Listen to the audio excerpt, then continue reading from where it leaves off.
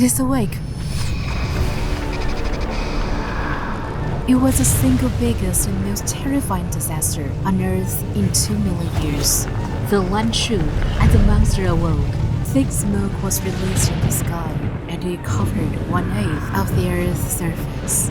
Next, the global average temperature dropped by 3 degrees Celsius, leading to extreme cold and mass die-offs. After that, life re-emerged as civilizations thrived. Through tens of thousands of years have passed, we can still see traces of the disaster. It was never gone. In what place on Earth is world-shattering force hidden, and what should humans do in the face of it? Let's go to where the disaster happened and unveil the truth behind it.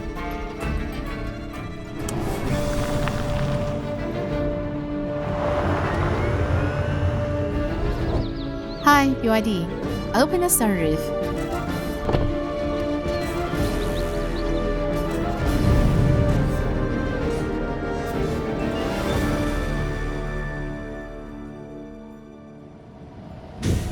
Selamat datang di Indonesia. Here you may see fields and gardens, islands and forests. But behind everything you see are, most likely, volcanoes, and more volcanoes. This volcanic arc of more than 100 active volcanoes made Indonesia the world's most dangerous island nation, with the highest density of volcanoes. And to seek the truth behind the disaster, we must come closer to this particular volcano.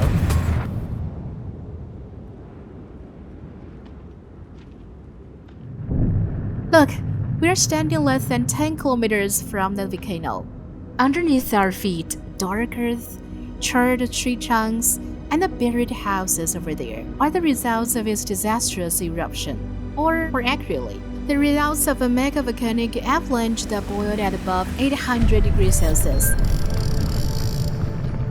This was an avalanche of gas, dust, and rock debris, known as pyroclastic density currents. It poured down from the crater at speeds of up to 700 kilometers per hour. In other words, it can reach us and engulf everything here in less than 50 seconds, pointing at a blistering 800 degrees Celsius. Virtually nothing can escape this avalanche alive.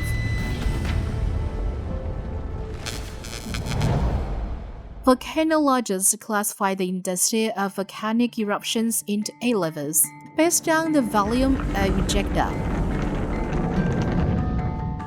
The eruption that causes avalanche rated a mere 4 on this scale.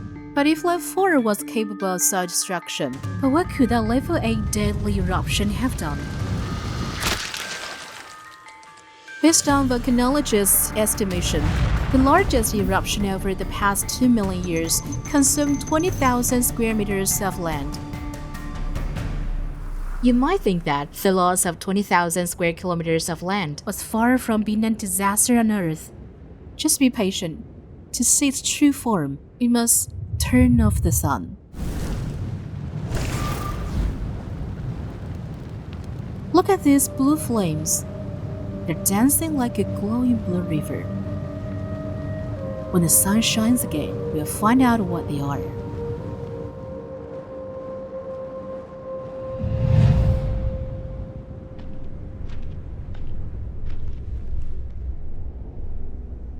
These yellow rocks are the natural form of sulfur, also known as brimstone.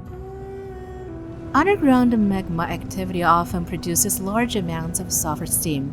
Once the steam meets air, it condenses and forms natural sulfur, which in turn combusts at high temperatures and spews blue flames. Asian volcanoes' activity is not that intense, yet it's still causing quite a scene. Just imagine when that ancient deadly eruption ejected colossal amount of sulfur compound into the atmosphere. How worse could it get? It was truly a doomsday. Sulfur compounds mixed with rain now led to widespread acid rain. To the horror of all life forms nearby, the spring water was extremely corrosive, that it kept burning their leaves and their skin. Plants slowly withered, and animals died.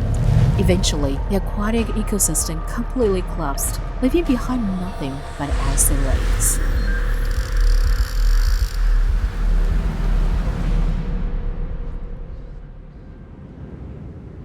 Look at this beautiful lake. This is the world's largest acidic volcanic crater lake.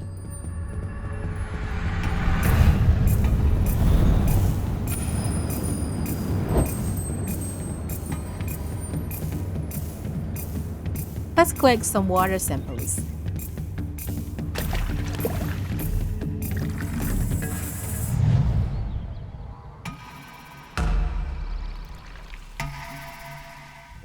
This is a sample from the sulfuric acid lake. This is white vinegar. This is purified water. We will now test their acidity with pH test papers. The redder the paper is, the more acidic the sample it is. Here come the results. The sample from the sulfuric acid lake has a pH of about 1, vinegar a pH of 3, and purified water a neutral pH of 7. So it is very clear that the sulfuric acid lake water is the most acidic one here. But how destructive can such acidic water be? Let's test it with marble stone. Look, the marble stone in the acidic water is giving off a lot of bubbles. This vigorous reaction shows how acidic this lake water really is. It's even more mind-blowing that this acid pool is 180 meters deep and holds twice as much water as the West Lake. Apart from the Archaea, nothing survives here. But that disaster was not going to rest. It then sent the Earth into total darkness.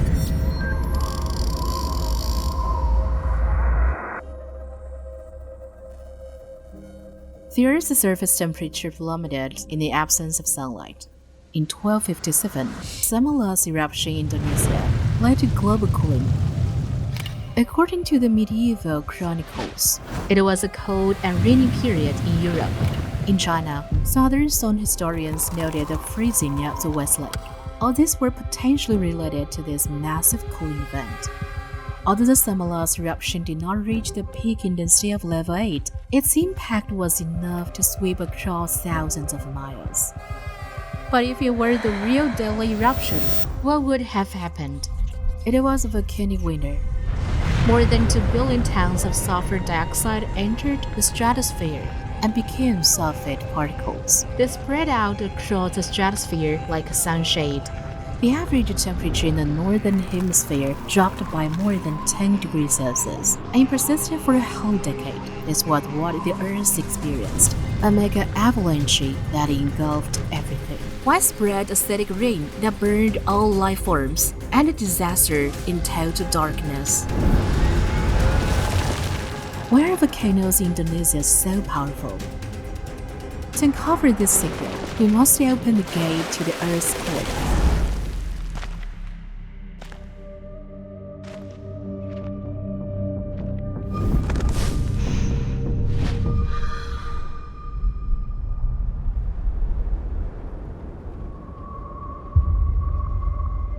This is my first time on a crater of an active volcano. Although the crater floor is more than 100 meters away, I can still hear a distinct snarl from the Earth's core.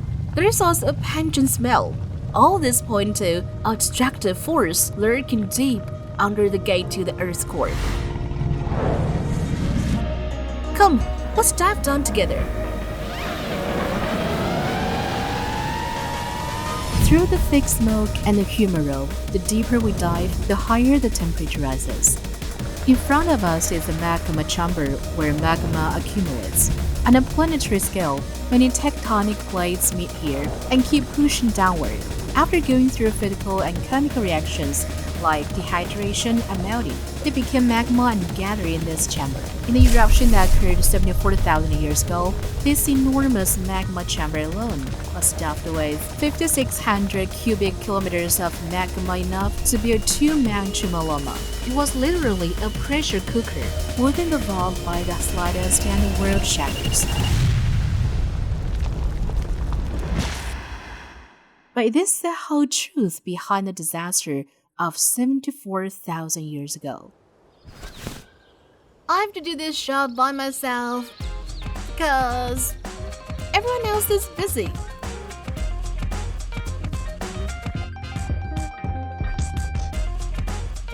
It will be better if you have some orange juice. No problem, let's get some.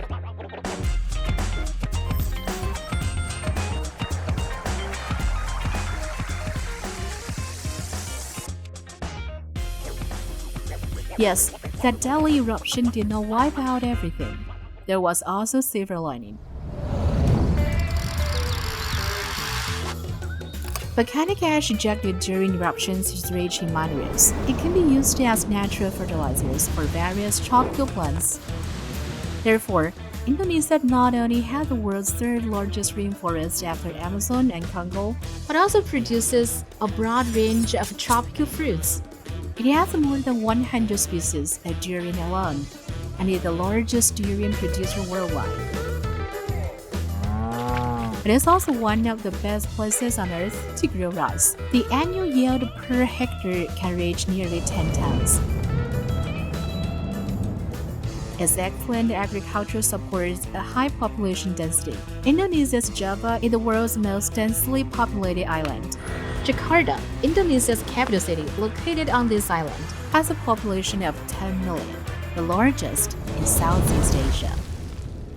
Sulfur ejected from the volcano is let out through pipes, then cooled and crystallized before being transported downhill and used as industrial raw materials. Underground water perpetually heated by magma is being used for electricity generation. It is called geothermal energy.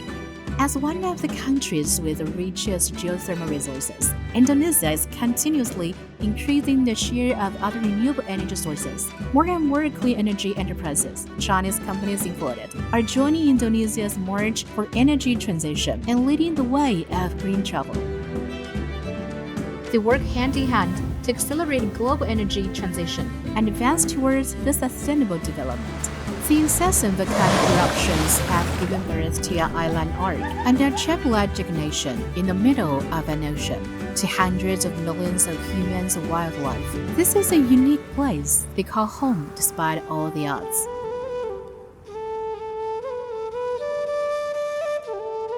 I have heard that the locals threw flowers into the volcanic craters for blessings for themselves and their families.